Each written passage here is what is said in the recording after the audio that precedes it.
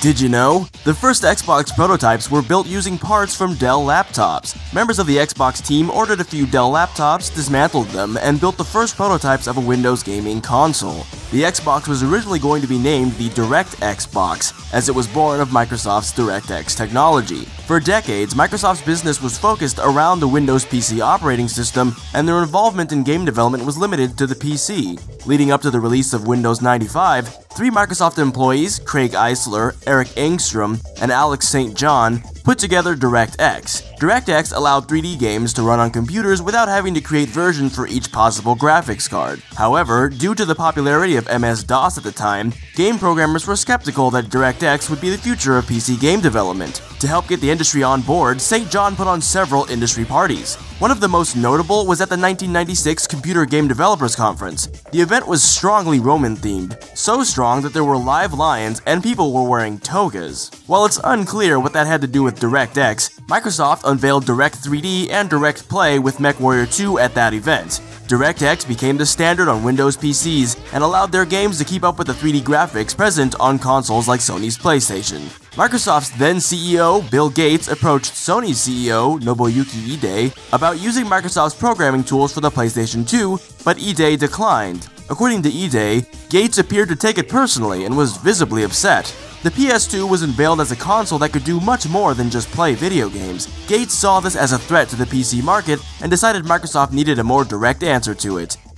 A small team within Microsoft put together a console prototype based on DirectX. The console was secretly, and inappropriately, codenamed Midway after the famous World War II battle which ended in a decisive American triumph over the Japanese. Former physicist Seamus Blackley and former game developer Kevin Backus focused on attracting game developers when discussing the Xbox's design. WebTV, a home appliance company acquired by Microsoft while the Xbox team was still growing in numbers, proposed a different approach to home console gaming. They wanted to start with an appliance and graduate into gaming, rather than starting at a PC and simplifying it. Gates eventually sided with the Xbox team, noting that it made sense to start with PC technology, where Microsoft had plenty of experience. Regarding how the Xbox was pitched to game developers, DirectX graphics expert Otto Burks said the existing consoles were hardware-centric. Here's a chunk of hardware, now go figure out how to write some games. The existing software tools and development environment were primitive at best. A key principle behind the Xbox was to put the developer and content creation first.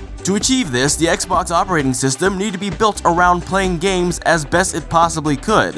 Microsoft had tried their hands at implementing a version of Windows CE for the SEGA Dreamcast, but it went widely underused as it just wasn't good enough at running games. A number of high-profile parts went into the creation of the Xbox and established its presence in the market. The system features an Ethernet port for high-speed broadband internet rather than a dial-up modem. The Xbox's size is due in part to the inclusion of the power supply within the box rather than outside attached to the power cord. A hard drive was built into the system, which was one of the Xbox's defining features. Lastly, the Xbox was the first gaming console to feature live audio in Dolby 5.1 surround rather than just during pre-rendered cutscenes, an ability the Xbox's killer app, Halo Combat Evolved, specifically took advantage of. Designer Horace Luke claimed that green was chosen for the Xbox as it's the signature color of technology, but Blackley had a feeling it was just because it was the only color marker Luke had at the time. The large green orb centered on the Xbox was designed to give off a feeling of exuding nuclear energy, a motif that would eventually be matched by the appearance of the Xbox dashboard.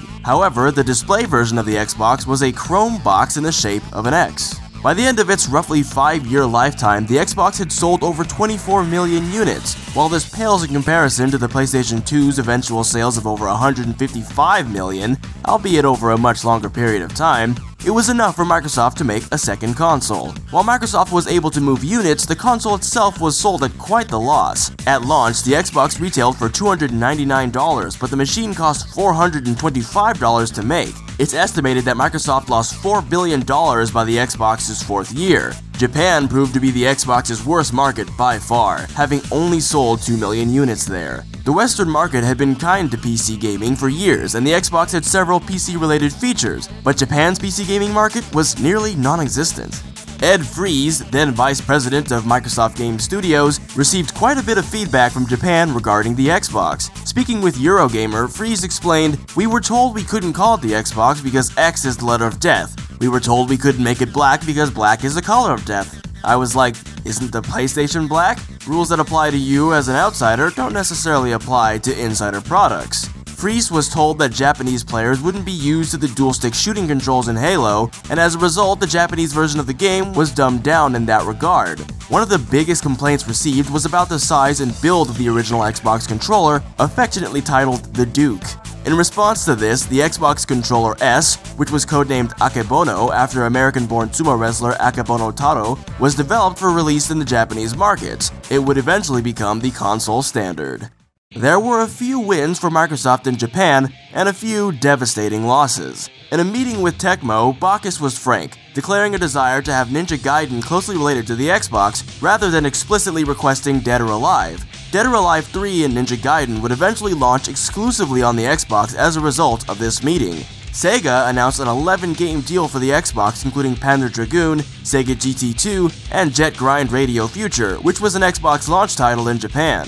Around December of 2000, Microsoft had a chance to possibly net the Resident Evil franchise on the Xbox. Rumors arose that series creator Shinji Mikami had grown frustrated with developing for the PS2 after less than a year of working with it. Microsoft's meeting with Mikami was conducted entirely in Japanese, but Microsoft Japan staff was doing the talking for Xbox rather than Bacchus. Mikami asked Microsoft how they feel about games philosophically. The Microsoft Japan staff apparently hadn't heard Bacchus's mantra of games being art and developers artists, and as such were unable to provide an answer. Mikami left the meeting immediately thereafter.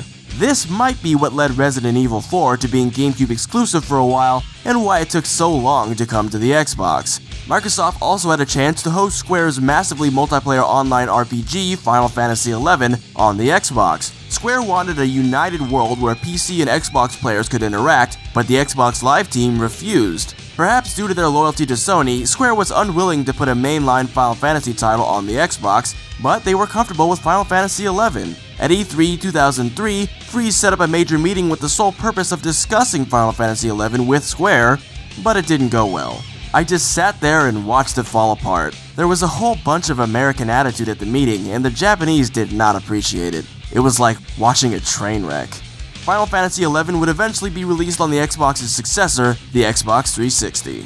That's all for today, but before you go, we'd like you to vote on what system you'd like us to cover more in the future, the Xbox 360 or the PlayStation 3. You can also vote by leaving a comment below. My name is Todd of Rated S Games, and I want to make sure that everybody here doesn't just understand the concept of Xbox, but the concept of love. But the only possible way that you could do that is by watching my video on Jet Set Radio Future, one of my favorite games on the Xbox. Because truly, it is love which brings humanity together.